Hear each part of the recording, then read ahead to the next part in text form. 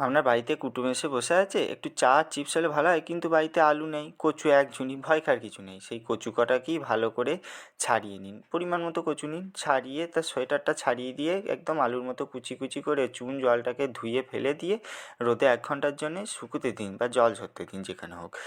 তা সেই ফাঁকে কারু বাগান থেকে গোটা কয়েক কারি পাতা তুলে আনুন, তুলে নিয়ে এসে 1 ঘন্টা বাদ কড়াইয়ে তেল দিন, একটু বেশি পরিমাণেই দেবেন, তাতে একটু তেজপাতা শুকনো লঙ্কা ফোড়ন দেবেন। ফোড়ন দিয়ে জল ঝরে দেওয়া ওই কচুটাকে দিয়ে ভালো করে এদিক ওদিক করে নাড়ুন, একটু নুন আর একটু চিনি দিয়ে, অল্প পরিমাণে চিনি দেবেন যেন মিষ্টি না হয়ে যায় গেদে। আর হলুদ একদম দেবেন না, সাদা রঙটা নষ্ট হয়ে যাবে, ধুয়ে মুছে সাদা করেছেন, সাদা হচ্ছে শান্তির প্রতীক। এই যখন ব্রাউন ব্রাউন কালার আসবে তখন কারি পাতাটা দিয়ে আরেকবার ভালো করে নাড়বেন। একদম যখন ব্রাউন কালার চলে আসবে তখন একটু কাশ্মীরি লঙ্কার গুঁড়ো দেবেন, ঝাল ঝাল খেতে ভালো লাগবে, দিয়ে নামিয়ে নিন। থালি রেডি হয়ে যাবে চায়ের সঙ্গে কচুর চিপস। কাউকে বলবেন